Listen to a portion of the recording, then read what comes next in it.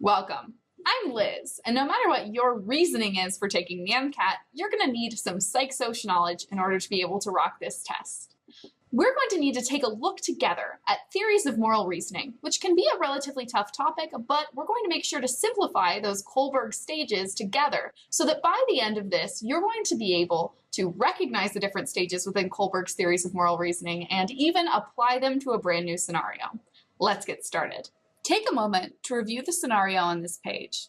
For best results in this practice, you need to have a good understanding of the situation Marvin has found himself in and the decision he made.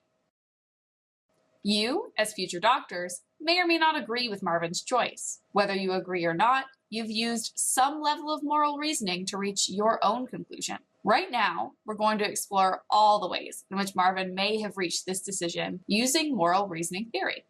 Take a quick look at the first prompting question.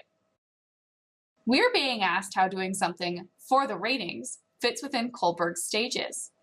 The first two stages of reasoning are commonly grouped together as pre-conventional reasoning approaches, meaning the name pre-conventional covers two separate stages. The rest of Kohlberg's theory will use this same kind of big label and sub-stage approach as well. Kohlberg expected pre-conventional reasoning style thinking to apply mainly to children and very young adults. The very first stage of moral reasoning Kohlberg thought children might use when they were making a decision is obedience.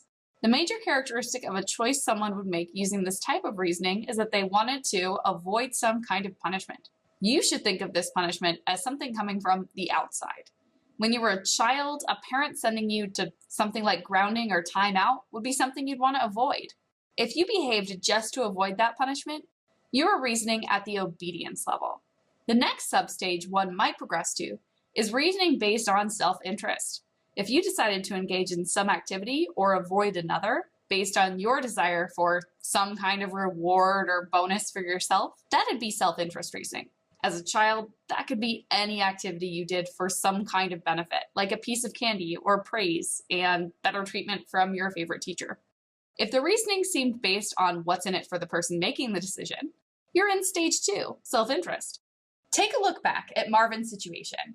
Which one of these two stages does his behavior fit, and why? What was Marvin thinking? He wanted a 5-star rating, so it doesn't really seem like he's using obedience to make this decision. He's not really thinking about outside punishments. Instead, he's thinking about a benefit for himself, which firmly places his reasoning in the self-interest phase. A good rating is very much a reward, and apparently Marvin thinks it's worth the risk of this behavior.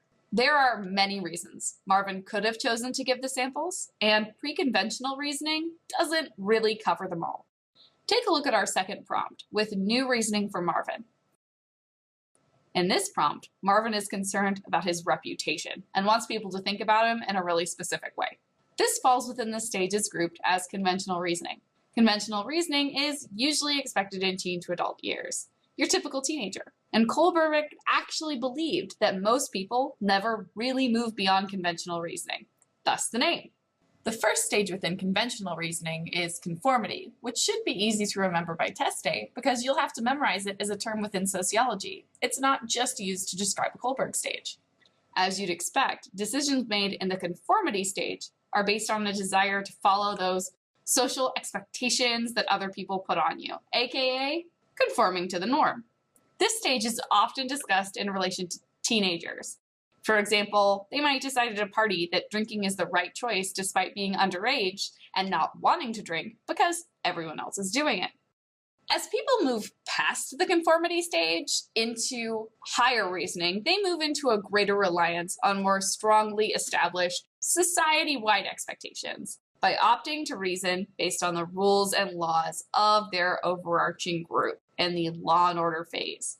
Often, this stage is seen in people who explain their behavior by saying they're obeying the law. Of course, I think he should go to jail. What he did was illegal, is something you might hear from someone reasoning at this level. How does Marvin's reasoning fit within one of these stages and not with the other?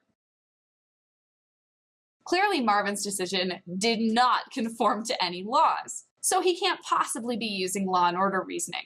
He must be using reasoning based on conformity in this scenario, which fits with his overall reasoning. that he wants a certain reputation with his peers and patients. He wants to conform to a role. There's one final prompt concerning Marvin that will allow us to explore the post-conventional stages of moral reasoning. Remember, this is a stage that most people just never reach. Take a quick look at the final prompt. The first stage within post-conventional moral reasoning is social contracts phase. This stage can be really hard to understand, but essentially, in layman's terms, you should think of it as making choices for the greatest good for as many people as you could, sometimes agreeing with the law, but also potentially disagreeing with the law. Let's think through an example together.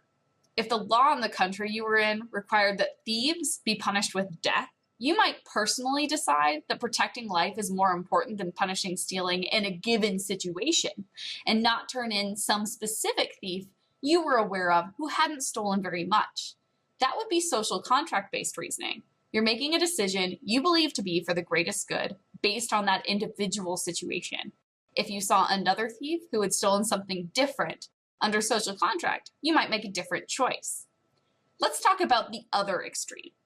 If you were sure your decision was correct and had an existing concrete rule set everyone should follow, you would be reasoning at the universal ethical principles level. At this level, law isn't a concern, and you believe everyone should live by the principles that you set forth. Which one of these two stages can we eliminate, and why? In this case, Marvin isn't really making that absolute rule for everyone that they should all have to follow. He hasn't applied a specific universal principle. He doesn't have that new set of rules you would need to reach that criteria. Instead, he's making decisions based on what he wants society to be, based on his understanding of the greatest good for the greatest number of people in this particular scenario. And in this case, it happens to not agree with the law. That is a perfect fit for social contract level reasoning. This distinction can be tough to make. But remember, if it's a universal principle, it'll be an actual rule and one the person clearly believes everyone should have to follow. Now that we've taken the time to visit each stage of Kohlberg's theory of moral reasoning, you should be able to apply these both in theory and to specific scenarios in future practice. It's a skill that you need to maintain, so make sure to practice between now and test day with Kohlberg's theory and other theories of development in order to be able to master this on the MCAT.